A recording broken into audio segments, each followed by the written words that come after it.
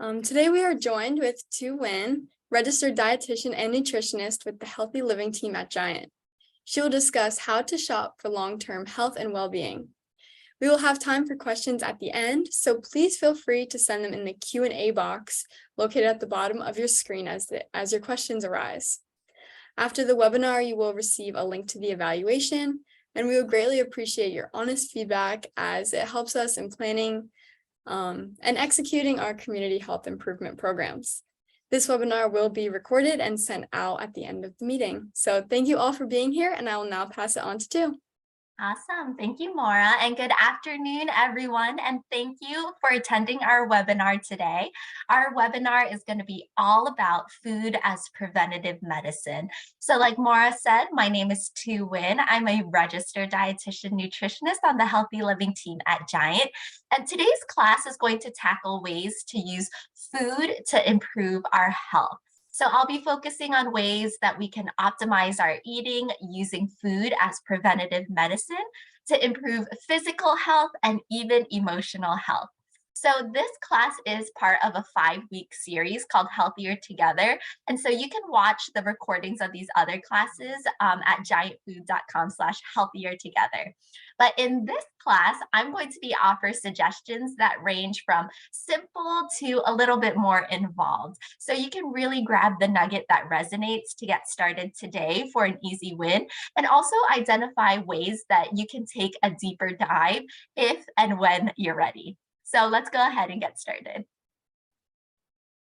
So as dietitian nutritionists, we believe that food is so important. It helps us to celebrate our culture and family traditions. It nourishes us physically and emotionally. And of course, it has a tremendous impact on our health and well-being. So when we talk about food as preventative and healing medicine, we are looking at the bioactive compounds of foods and their relationship with disease, either to prevent or to heal. We know that food absolutely impacts our long-term health, but there is a lot of debate and expectations of the food as medicine movement. The truth is, there is no one food or supplement that will change the course of your health for good or for bad. Food as preventative medicine is all about understanding how food impacts our health so that we can make more informed decisions every time we shop and eat. So let's go ahead and dive right in. So everything that we eat impacts our body by providing us with energy and nutrients. So while there are no superfoods, there are foods that are more nutrient dense than others. So let's walk through them using My Plate, which you see right here. My Plate was introduced in 2011. It replaced the food pyramid. So if you're used to the food pyramid, this is My Plate now. It replaced it. And it shows us how to build our plate for optimal health. But before we explore what variety should look like on our plate, I do want to answer a question that customers ask me all the time, and that's, what about a multivitamin? Now, a daily multivitamin, it can't hurt, but we do want to choose food first whenever we can. And that's because the foods contain additional nutrients, so things like fiber, which makes food a far more effective medicine than supplements do. So again, it can't hurt, but we do want to choose food first whenever we can. So let's start off with produce, our fruits and vegetables. There's a reason that our plate should follow the My Plate model, and that's because when it comes to nutrient density, you can't beat produce. We want to eat a rainbow of produce, and that's because each color provides unique nutrients, antioxidants, and phytochemicals. We know that antioxidants help to neutralize those free radicals, which can really cause harm to our cells and promote disease. So our recommendation is to make half of your plate produce, and in any form that works for you. So whether it's fresh, frozen, or canned, use what works for you. Next, we have our grains and our starches. Grains and starches are most nutrient dense when we opt for those whole grains. And that's because whole grains have more fiber, which helps to promote better heart and gut health.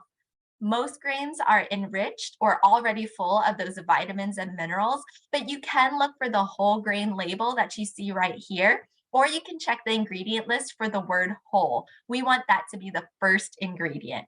And we also don't want to forget about other high fiber starches like our beans and legumes, which actually also count towards our plant-based protein. So that's a super nutrient dense choice. And we'll talk about protein in just a second.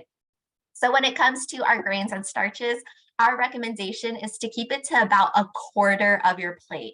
This will allow you to have the optimal energy without increasing your glucose levels. And then finally, our protein. Variety in our protein section means more vitamin B12, more omega-3s, more iron, and even more probiotics. So we know that seafood is a great protein source. It provides those heart and brain loving omega-3s. And then we also want to be focusing on other lean cuts of other animal-based proteins. So that could be our 90% lean ground beef, our turkey, our chicken, and even those low-fat dairy options like milk, yogurt, and cheese. We also know that eggs are a great source of lean protein. I know that the science here feels confusing. You know, we've heard for so long that eggs can increase your cholesterol levels, but I do want you to rest assured that eggs actually don't contribute to high cholesterol. So the American Heart Association actually recommends that you can have 6 to 7 eggs per week and you'll be perfectly fine. So let's go into a little detail for each of those food groups that I mentioned. So starting off with our fruits and vegetables, the USDA suggests paying particular attention to orange, red, and dark green produce. And this is for their excellent sources of vitamin A and other important nutrients as well. So for example, tomatoes, they get their ruby hue from lycopene, which is a phytochemical that can help to prevent prostate cancer.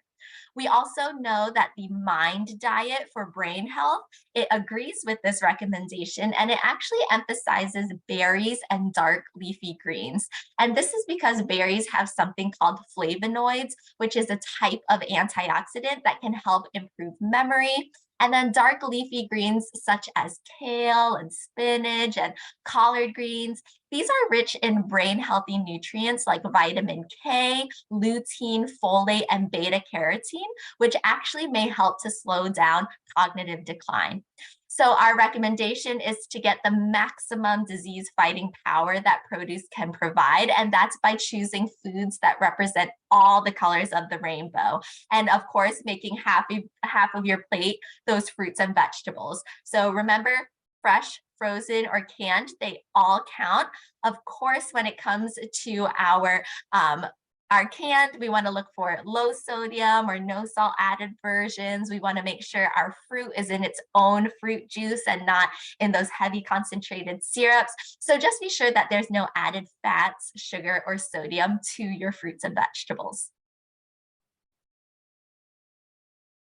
Moving on to our grains, variety in grains and starches is really easy since our diets are often rich in this category, but we can always switch it up to add more variety, right? So while those traditional wheat and oats and pastas are great staples, we can give other grains like barley or farro or polenta or couscous a try.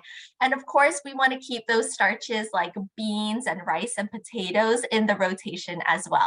So again, our recommendation here, keep it to that quarter of the plate. This is going to give you that energy and that glucose control. And again, when it comes to those grains, look for that whole grain label. Make sure that first ingredient says whole grain so that we can get all of that fiber and the nutrients from our whole grains.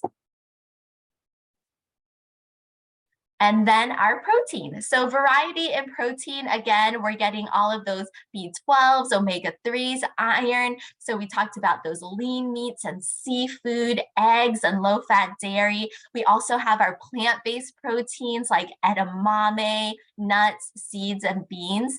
research shows that animal-based proteins are actually also rich in a nutrient called choline, which can fend off cognitive decline in old age. So again, we want to stick to about a quarter of our plate being protein, but I do want to mention that the actual amount will vary by body weight. So in general, it's about 0.8 grams of protein per kilogram of body weight. But again, we just want to keep it simple. Sometimes it's hard to remember those numbers. So keep it to about a quarter of your plate. And then remember, we want to have protein at snacks with our snacks as well. So again, the takeaway with all of this, it's a lot of information, but what I'm just trying to say is that the more variety that we get on our plate in all of the food groups, the more variety of nutrients we're going to be providing our body.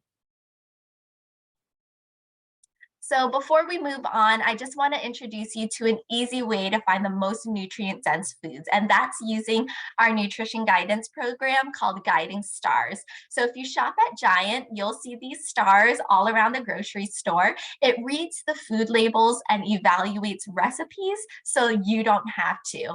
Guiding Stars are found on the price tag, like you see right here.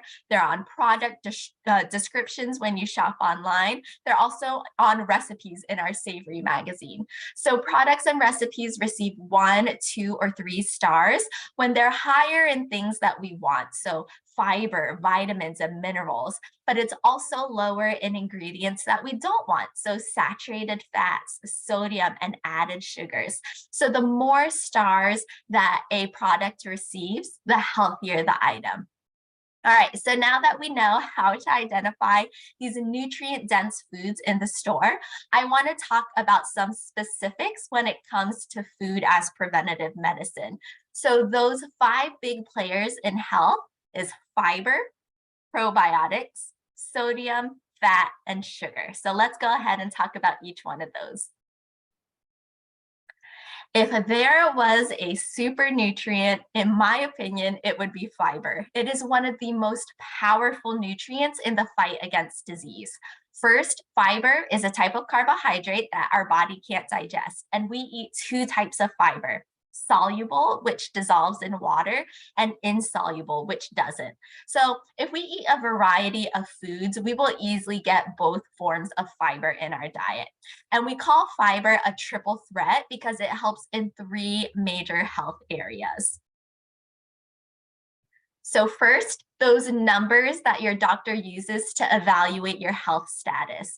Soluble fiber can help lower glucose levels, it can help lower blood cholesterol, and it also aids in reducing C-reactive protein, or CRP, which is a sign of inflammation that's found in the blood. And we know all of this impacts our heart health.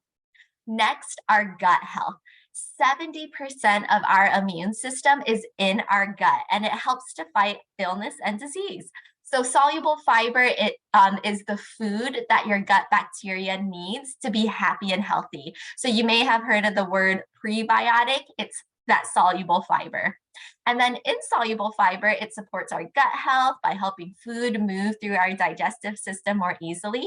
And then, of course, finally, satiety. That soluble fiber, it takes longer to digest, which means it will increase your feelings of fullness, and that can impact long-term weight gain in the future.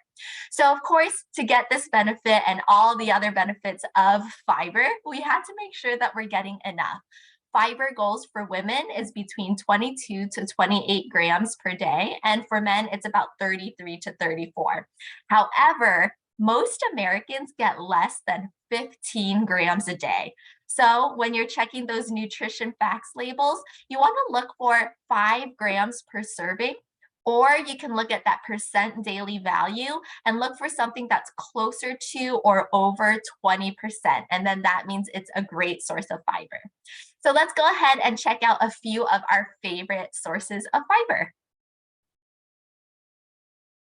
So here are my top picks for fiber. Fiber, of course, is found in all our fruits and vegetables, but those highest in fiber per serving include passion fruit, avocados, guava, berries, and those pomegranate arils.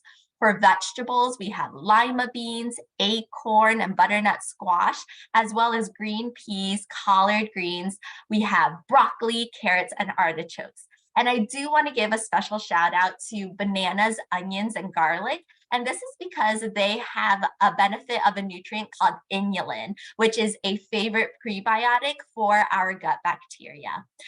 Again, just make sure you're checking those labels when it comes to other items like our grains and our seeds. Just look for that whole grain stamp, or you can look for, again, whole to be that first word in the ingredient list. All right, so let's go ahead and move on to the next big player in health, and that's our probiotics. Probiotics are the live bacteria that's found in our microbiome. And collectively, they help us to digest our food, to regulate our immune system. They produce key vitamins. They protect us against disease-causing bacteria. And they also generate our feel-good hormone, serotonin. So our bacteria in our gut, they are quite busy. And each of our microbiomes are unique and contain trillions of microorganisms. And a fun fact, we harbor 3 to 15 pounds of bacteria in our digestive system, both the bad and the good. The good bacteria are the kind that helps us to digest our food, get nutrients from our food, and to fight disease, while bad bacteria can cause things like digestion problems, including everything from general GI distress, like bloating, to illness and chronic disease. So to keep our gut bacteria healthy, we need to be sure that we are first eating enough of that fiber that we just talked about, because it helps to feed our good bacteria. We can also introduce new probiotics from food and occasionally supplements as well.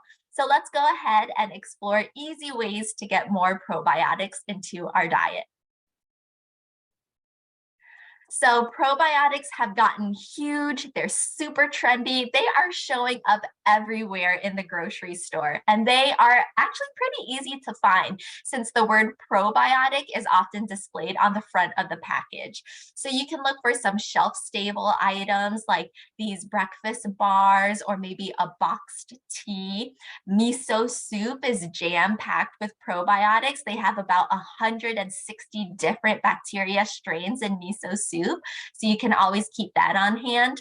And then over on our refrigerated side, you'll find fermented plant-based and our traditional dairy items. So you've probably heard of kombucha, which is made from fermented tea, and it's full of probiotics. Dairy, of course, we have our yogurt. All yogurts and many plant-based versions as well contain probiotics.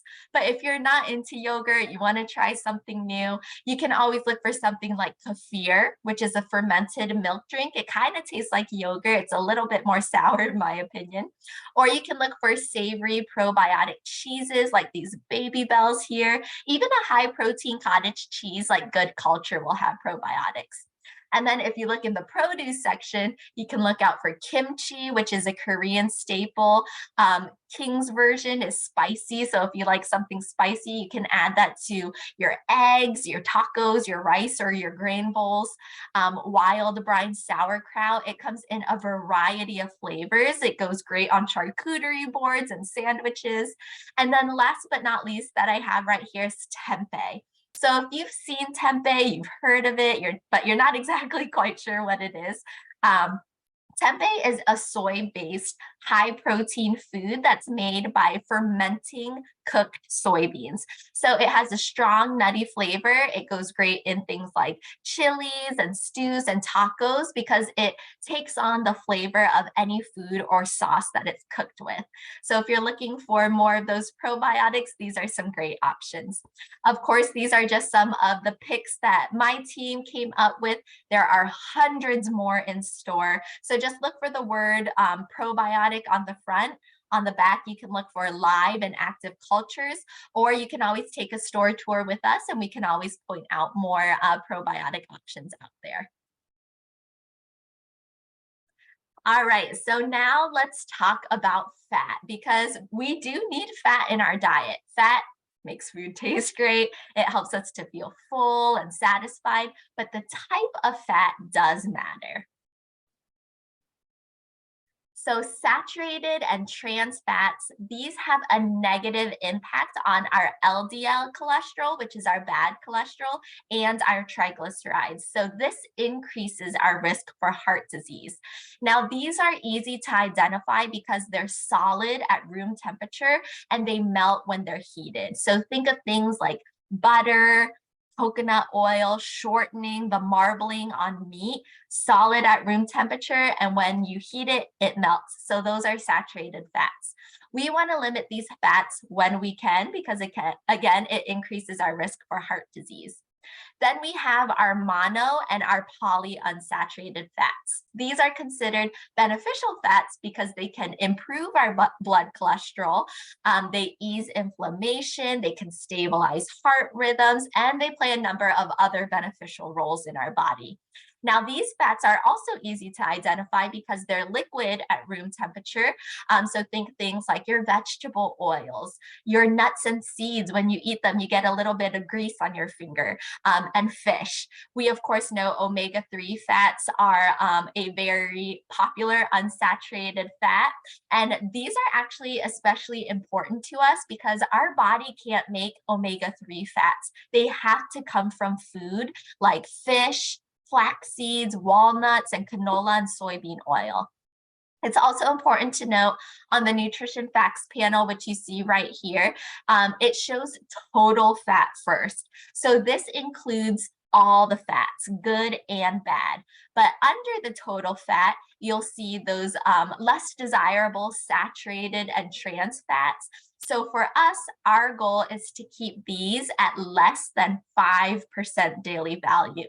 So if you're looking at the right side at that percent daily value, when it comes to our saturated or trans fats, try to keep that to at least 5% or less. So again, some great picks that are out there in the grocery store. Plant-based fats include, again, our plant-based oils like olive oil, canola oil, sunflower oil. Avocados are a great source of unsaturated fats. Nuts like walnuts and seeds like flax. But of course, when it comes to our flaxseed, just make sure that you find either meal flaxseed or ground flax, so that you can get the benefits of those omega-3s. Otherwise, if it's a whole flaxseed, it's just going to go right through you and you're not going to get those omega-3s.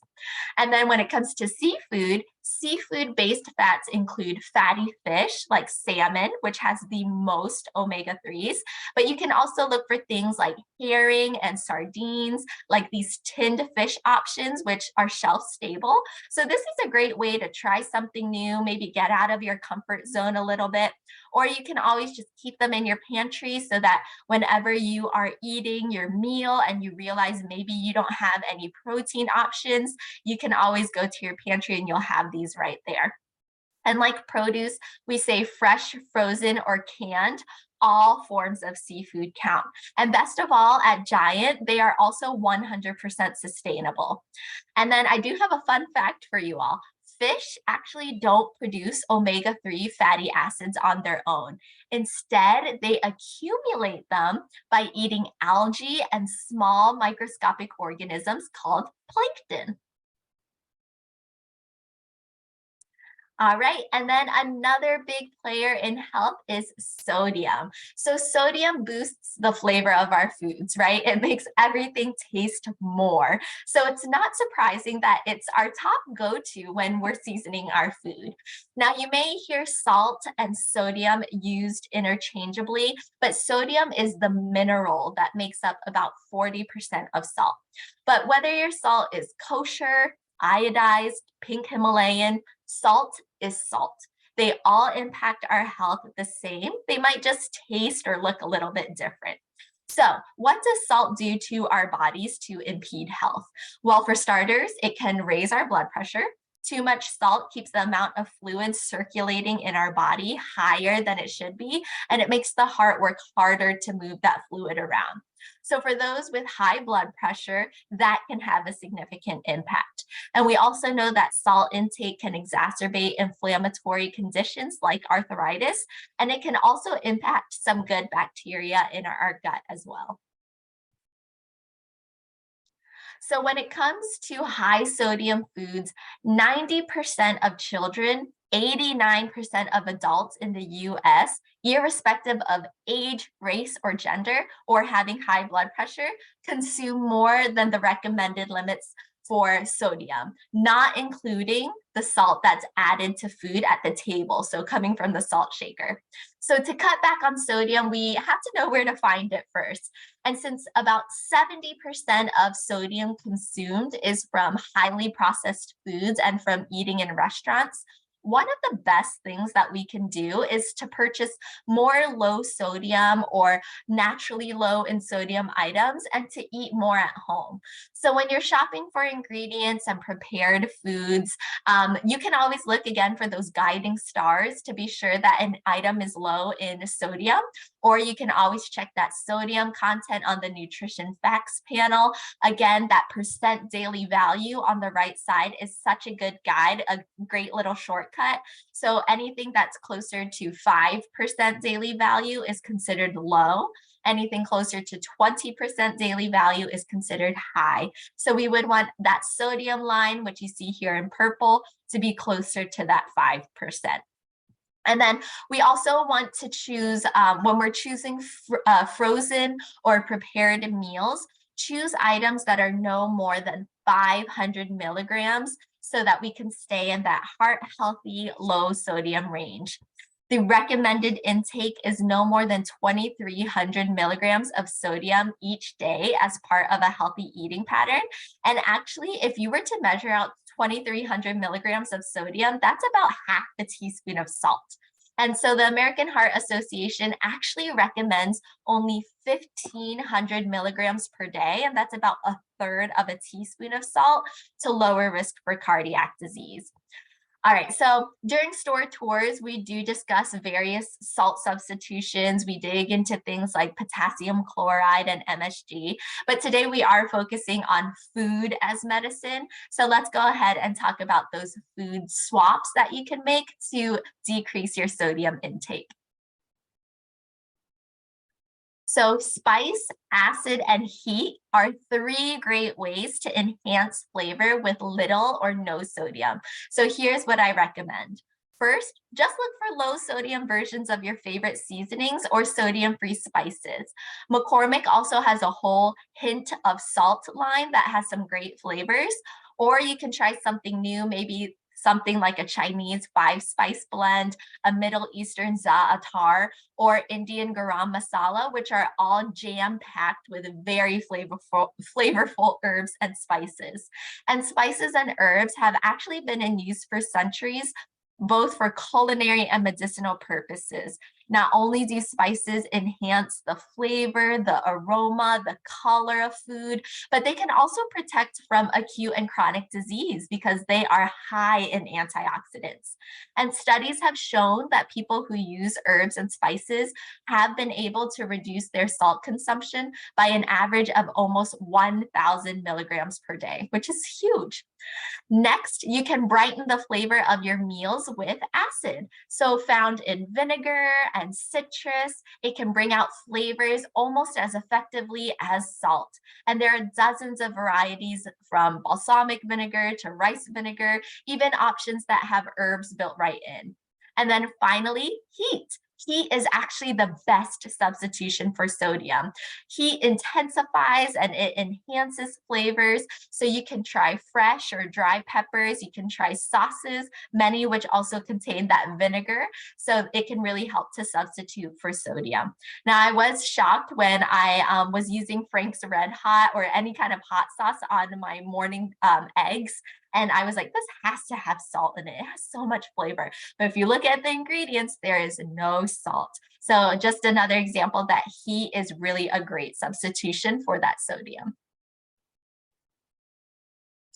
All right, and our last topic for the day is sugar. So although sugar does provide us with much needed energy, we can all benefit from reducing our intake of added sugars. So a question that I get a lot is, are there healthier sugars? Should I be swapping honey for white sugar? Should I be getting agave instead of brown sugar? The answer is no. Sugar is sugar. Our body reacts to all nutritive sugars or sugars with calories the same exact way. Sugar is a simple carbohydrate, and when it comes to an energy source, it's the body and brain's #1 fuel choice. But let's go ahead and take a minute and talk about how it impacts our health. So overconsumption of simple carbohydrates like sugar can raise your blood glucose levels, your triglycerides, and it can increase chronic inflammation. Observational studies have linked excess added sugar consumption to the development of several chronic diseases, including diabetes, heart disease, obesity, and cancer. So let's go ahead and move on and explore how we can reduce added sugars and what opportunities for a swap we can consider. So taking a look at the nutrition facts panel, let's talk about total sugars versus added sugars, which is that highlighted section in purple right there. So total sugars include sugars that are naturally present in many nutritious foods and beverages, such as sugar in milk and fruits, as well as any added sugars. Added sugars only includes sugars that are added during the processing of foods packaged as sweeteners such as table sugar, syrups, honey, and concentrated fruit or vegetable juices. They don't include those naturally occurring sugars that are found in milk, fruits, and vegetables. So based on a 2,000 calorie diet per day, which may be more or less than your individual needs, we should limit our added sugar to no more than 50 grams per day. If anything, we can go less, but no more than 50 grams of added sugars per day. For most Americans, the main sources of added sugars are sugar-sweetened beverages, baked goods, desserts, and sweets. So I know a lot of our customers have been cutting back by swapping for low or no sugar sweeteners. Like all things in nutrition, this is a personal choice. And if you are somebody who's questioning if you should be doing a sugar substitute, this is a great question to discuss with a dietitian like me to determine what the best option is for your goal. But again, since today is all about food, let's talk about those food swaps. So here are some sweet substitutions and flavor enhancers. The first thing, of course, if we're looking to cut back on sugar, is to do just that, cut back and use less of our favorite sweeteners. You can also compare food labels and choose products that have the lowest amount of added sugars and look for low or no sugar added options like this ragu simply tomato sauce. Choose canned fruits and their natural juices instead of those heavy syrups. You can opt for dried fruits versus candies when you want something sweet, but you're going to still get that fiber and antioxidants. And then we have spices like pumpkin spice, allspice, cardamom, cinnamon, saffron, and coriander. These all have a hint of sweetness, and they're a great way to sweeten our teas and coffees and our baked goods. And then extracts like almond, vanilla, orange, or lemon. These are also great ways to boost the flavor of our baked goods. So at the beginning of our presentation, I promised you some strategies in the beginning. So here's your action plan to make food your preventative medicine. First, your easy win is to just start looking for guiding stars to find those more nutrient-dense foods in store and online. You can make some swapportunities when you can, meaning compare on the shelves an item and choose the one with the stars instead. Your next step is to set an easy challenge for yourself, maybe identifying one nutrient to focus on and track if you're meeting those recommendations. I'd start with fiber, honestly. And then to really dig deep, strive to model my plate for most of your meals, even when eating out or on the go. So I hope that you've been inspired today to look at food as your preventative medicine. Just a couple ways that you can connect with us nutritionists at Giant before we get to our questions. We offer a wide variety of free services, which you can access online at giantfood.com/healthyliving. You can also join us online. Our Healthy Living by Giant TikTok and Facebook group offers lots of inspiration and fun. And then we also have a podcast that's easy to take with you when you're on the go. These are no more than 25-minute conversations with experts in all areas of healthy living. So we've really taken the philosophy that health is for everyone. It's the little things that we do every day that adds up. So if you would like to reach out to a nutritionist or reach out to me, then please send us an email, healthyliving@giantfood.com. And with that, I want to thank you all so much for attending today's webinar. I think we can go ahead and do questions. Thank you so much, too. That was so informative and comprehensive. So I think that was a really great presentation. We have our first question. How does salt affect gut health? That's a great question. So when we have too much salt intake in our diet, it actually can destroy some of our good bacteria, specifically the lactobacilli bacteria. So we just know, I don't know like the mechanism of how it does it. I just know that higher salt diets have been associated with lower amounts of that good bacteria in our gut. Okay, thank you. Our next question, what are your best protein snack recommendations? That's a great question. So personally for me, I love peanut butter. So I always have peanut butter at like all my snacks.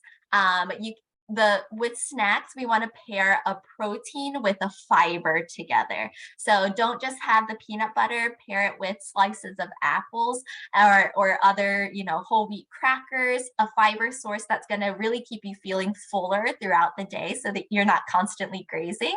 You can also look out for nuts and seeds. I also like hummus. Cheese, low-fat cheeses are also great options for protein for snacks as well. Those are great suggestions. Thank you. And then let's see. What do you say, on the internet right now, there's a lot of things about the benefits of cinnamon. So do you have anything to say about the benefits of cinnamon on nutrition? Yeah, so cinnamon is actually one of the highest rated spices for antioxidants. It actually has more antioxidants in 1 teaspoon than it does a 1/4 cup of blueberries, which we know that blueberries are super high in antioxidants, right? So if you can add more cinnamon to your day, that would be great. Of course, I'm not saying to, cut out blueberries, but maybe for your oatmeal, you can do a 1/4 cup of blueberries plus maybe some cinnamon as well, and you're going to be getting double that antioxidant power.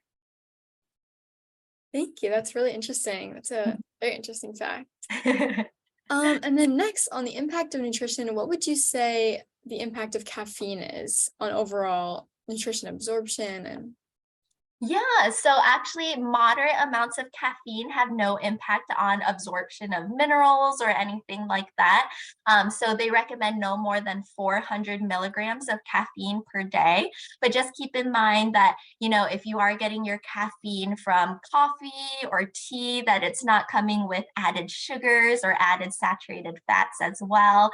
And then also you can get caffeine from dark chocolate. So just be mindful of where your caffeine is coming from.